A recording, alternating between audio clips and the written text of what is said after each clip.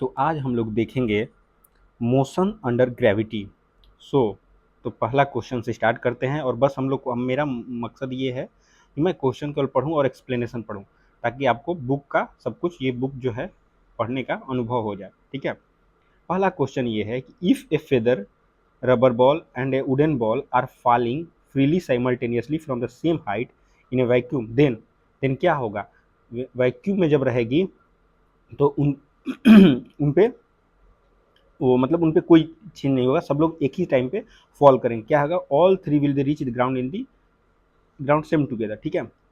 The feather, rubber ball, wooden ball will fall with the same speed and reach the ground together because there is no air resistance. ठीक है। in a vacuum, gravitational force act same on all the object, hence every object undergoes free fall in the vacuum and with the same acceleration. ठीक।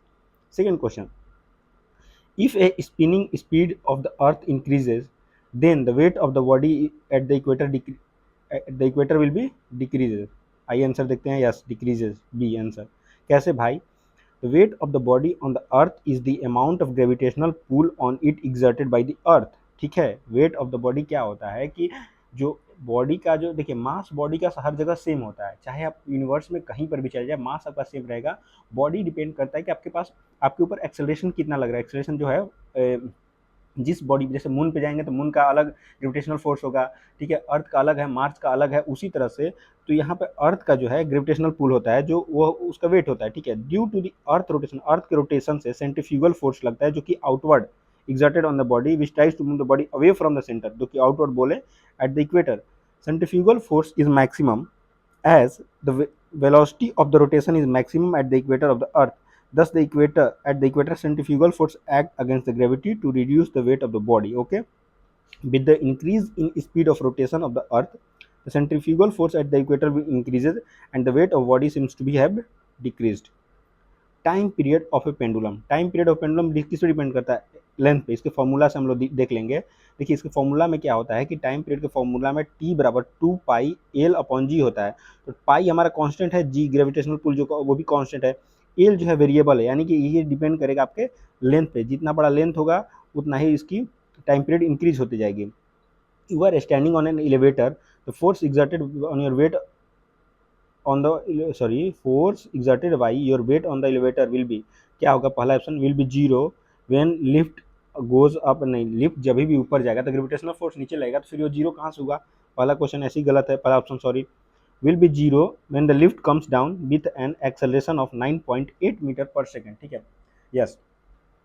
जब lift का acceleration downward और body का acceleration downward दोनों 9.8 metre per second है, तो यानी कि जो वेट ऑफ द बॉडी जो है लिफ्ट पे लगेगी वो जीरो होगी। ये option B is the correct answer. ठीक है। अगला क्वेश्चन है अगला ऑप्शन है zero when the lift moves away in the direction with an acceleration of 9.8 metre per second. ये भी गलत है। ठीक है। Will not affected by the change in the rate of acceleration, ये भी गलत है। एक्सेलरेशन का उस पर चेंज होगा। पहला fifth question, a bus moving along a straight path, ठीक है, और take a sharp turn right side suddenly, the passenger with the bus will be bent leftward. आपने भी एक्सपीरियंस किया होगा, अगर आप लोग बस में ट्रेवल करते होंगे कभी भी, तो अचानक से मुड़ान पे, चाहे अभी आप लोग एकदम से जैसे बैठे हैं तो उसकी तरफ बेंट हो जाएगा, जो आपका नीचे बॉडी का सीट वाला पोर्शन है वहीं पे रहेगी, वो मतलब राइटवर्ड जाएगी, और जो बॉडी होगी वो आपको लेफ्टवर्ड। ये आइए पढ़ते हैं एक्सप्लेनेशन क्या दिया इसमें। When a bus is moving straight and suddenly takes a sharp right turn, the passenger inside the experience a curious phenomena. As the bus turns, the cover portion of the passenger, the closest to the bus floor, ठीक है, seems to be pulled toward the right side, and due to the centripetal force, on the other hand, the upper portion of the passenger seems to have been toward the left side of the bus due to the perceived centrifugal force। ठीक है। Okay. ये हो गया आपका